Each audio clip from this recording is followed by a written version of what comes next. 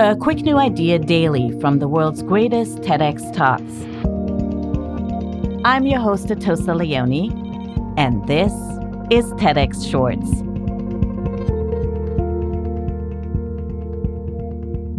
In light of the recent violent rhetoric and attacks directed at Asians and Asian Americans, these communities are fighting for justice and their own safety.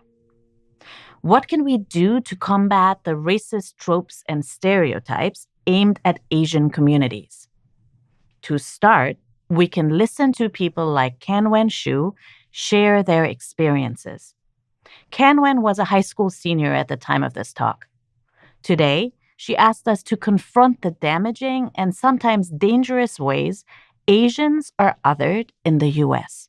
My name is Canwen, and I play both the piano and the violin.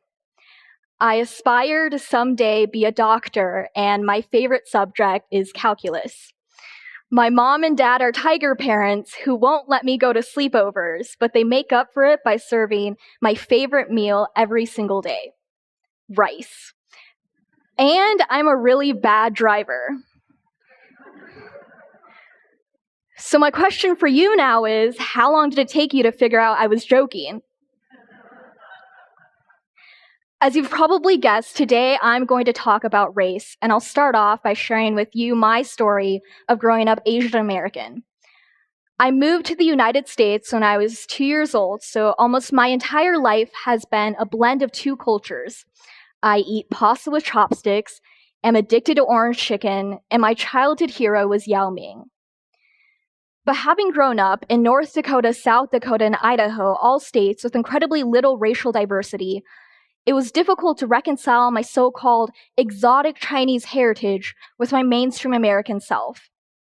Used to being the only Asian in the room, I was self-conscious that the first thing people noticed about me was that I wasn't white.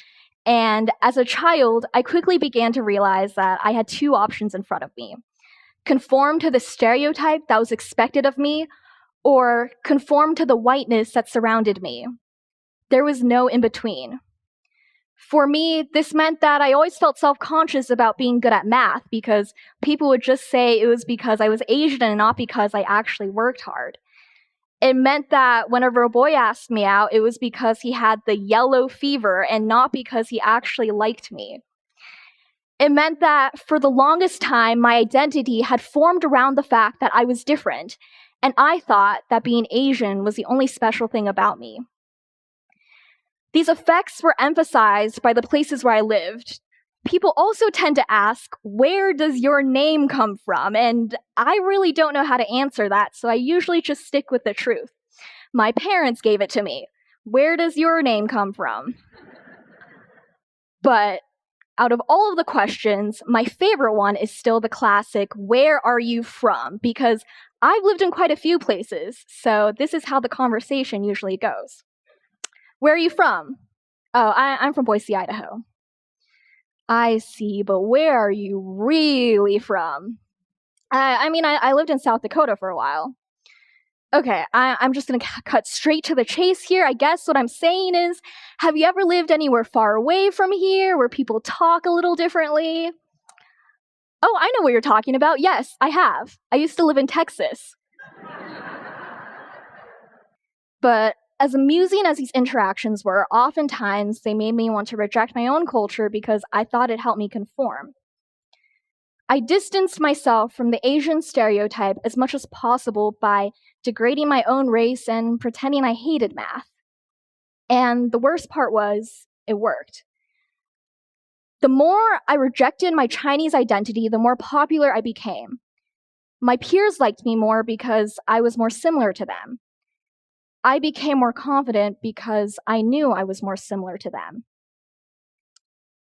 But as I became more and more Americanized, I also began to lose bits and pieces of myself, parts of me that I could never get back. And no matter how much I tried to pretend that I was the same as my American classmates, I wasn't.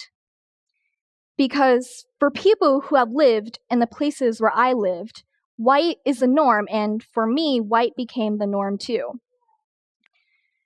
The truth is, Asian Americans play a strange role in the American melting pot. We are the model minority.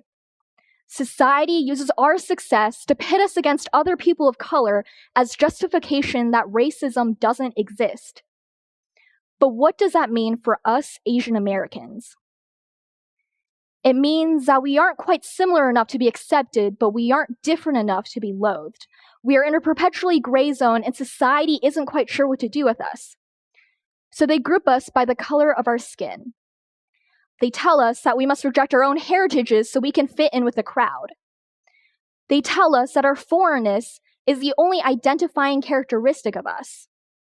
They strip away our identities one by one until we are foreign but not quite foreign, American but not quite American, individual, but only when there are no other people from our native country around. I wish that I had always had the courage to speak out about these issues. But coming from one culture that avoids confrontation and another that is divided over race, how do I overcome the pressure to keep the peace while also staying true to who I am? And as much as I hate to admit it, oftentimes I don't speak out, because if I do, it's at the risk of being told that I'm too sensitive, or that I get offended too easily, or that it's just not worth it. But at what point are people willing to admit that, yes, race issues are controversial, but that's precisely the reason why we need to talk about them? So instead of giving you a step-by-step guide on how to not be racist towards Asians, I will let you decide what to take from this talk. All I can do is share my story. My name is Canwen, my favorite color is purple, and I play the piano but not so much the violin. I have two incredibly supportive, hardworking parents, and one very awesome brother. I love calculus more than anything, despise eating rice, and I'm a horrendous driver. But most of all, I am proud of who I am. A little bit American, a little bit Chinese, and a whole lot of both.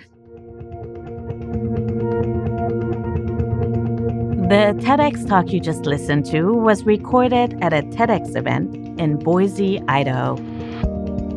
All TEDx events are independently organized by volunteers who believe in TED's mission of ideas worth spreading. Special thanks to the organizing team at TEDxBoise. Want to listen to more TEDx talks?